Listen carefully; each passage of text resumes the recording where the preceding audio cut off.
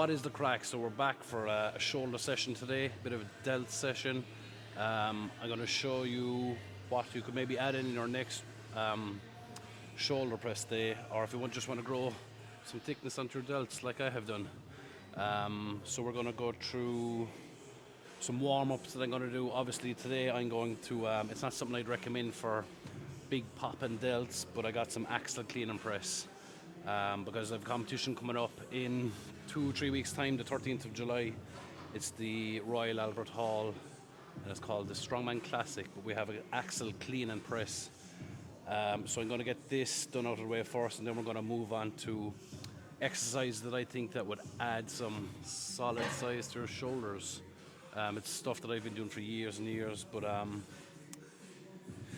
okay, I'm going to show you. I have to do full body warm-up, so I'm going to warm up my legs, my knees, my hips, shoulders, wrists, and then I'm going to do some stretches.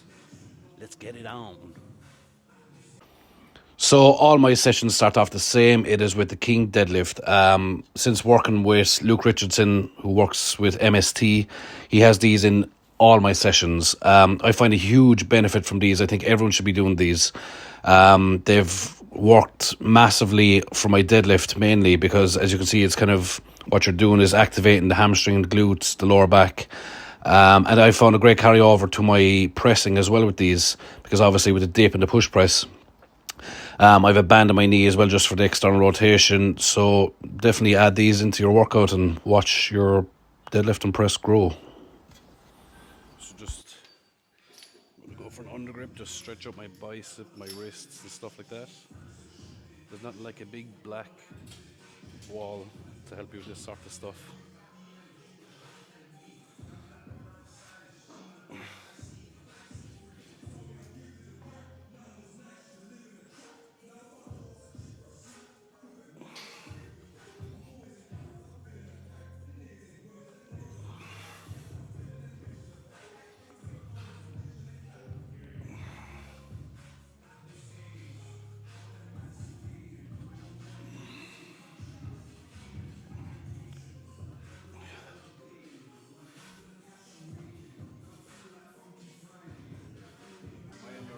No, you're fine.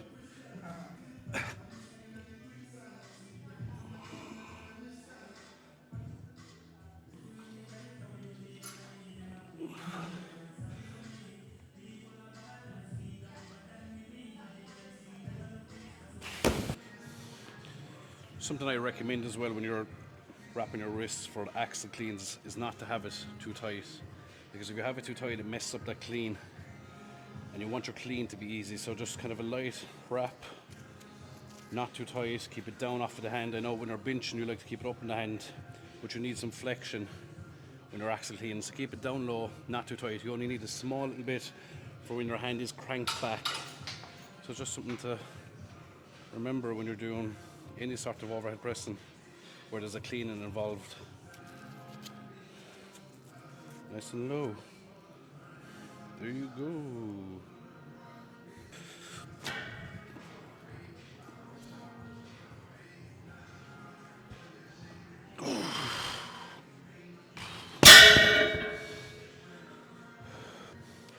So today is for a max, well not a max, today is up to 170. So I'm just going to do singles all the way up to 170. So I'll do maybe 3 or 4 singles with this, and then plan will be 100, 120, 140, 150, 160, 170, or 172 because my bar is 32 kilograms.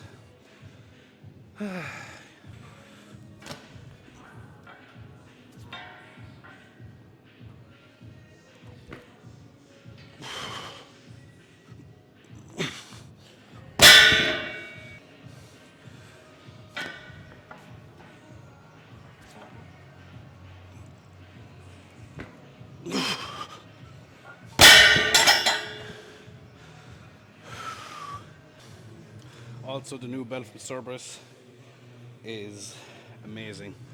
Now I know a few of you have probably looked at it and said it's really expensive, and I'm not going to lie, it is expensive, but the thing about it is you'll never again need to buy a weightlifting belt, because There's like, if you look at it closely, there's like layer and layer and layer and layer and layer of a belt. It's not like the shitty belts you buy wherever you buy them. So this belt I think would last you a lifetime. But I'm gonna put it through the test and see. And it's got all the, you know, some days you feel a little fatter, you can expand it a bit, or some days you're like me and you feel small, and you can tighten it up without having to go at it with a screwdriver. Yes.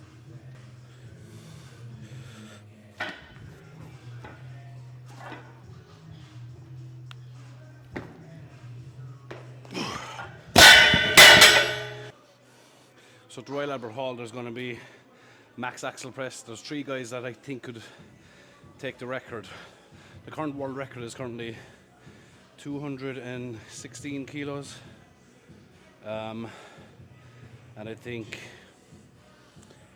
Mitchell will break the record. Mitchell Hooper will break the record.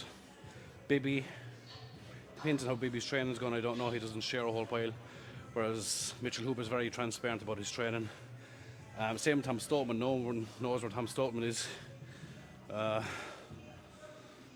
He's a man that could break it. He won. He put up the heaviest axle at World's Strongest Man. Could Tom break it? Possibly, if he's trying. If Tom is in the mood, he could. But Tom is often not in the mood. Sometimes he just turns up and has fun. So yes, the record will be broken.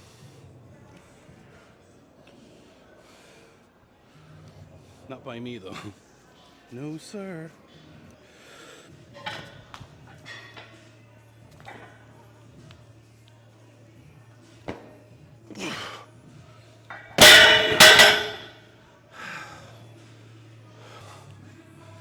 I had to change my hat because my peak hat was annoying me.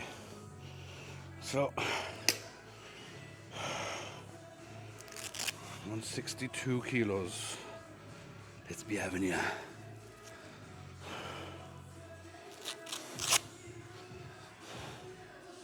Just make sure these are on correctly.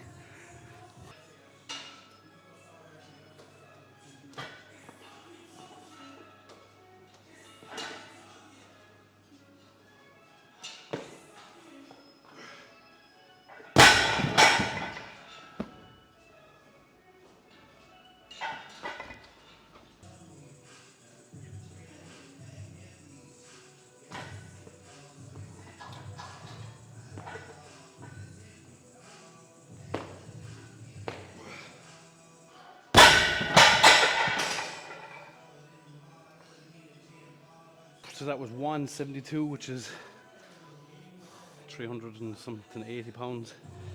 I'm having a battle with myself not to attempt 180 kilos today. Should I do it? I feel like it could be easy today. No, I leave it. Next on my plan I have 130 kilos EMOM for 8 reps. So let's do that. Times 18 months.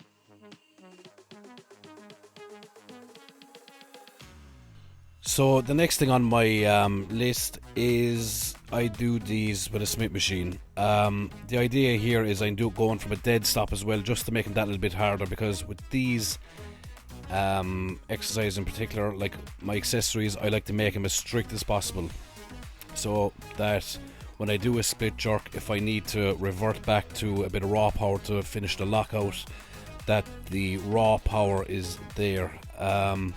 And if you watch even my last axle press, like when it gets really heavy, when it gets up around the 160, 170 mark, it's all triceps. The last 4 inches of the movement is me basically locking it out. So these are just to strengthen up those triceps, just to make sure that if I do happen to hit a 190 or 205 in competition and I'm struggling a bit on the lockout, that the strength is there just to finish out that lockout.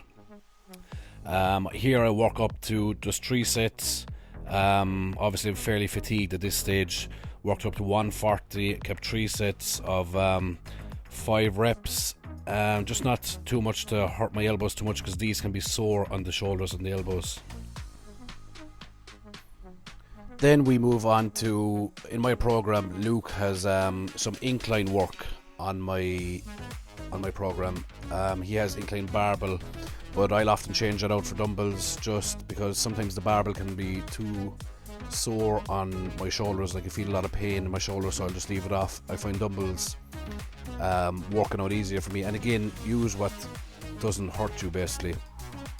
So what I do here is I get loads and loads of volume in. I have this thing where I'll pick up the 10s and I'll do 10. I'll go for the 20s, do 20 reps. I'll get the 30s, do 30 reps. I'll get the 40s, try work up to 40 reps. But if I keep these in my program long enough, now today I didn't get the 40, I got something like 32 or 3 reps. But I'm going to work on these for the next couple of weeks so I can get the 40 back up to 40.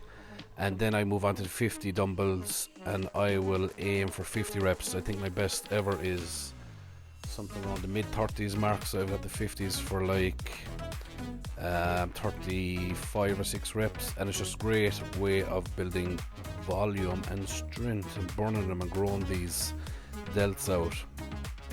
I then finish off with I love doing, like, I'll keep all my accessories high volume, because I don't want to be lifting too much heavy stuff during my workout, because I'm 38 years of age. I don't need to be doing that anymore.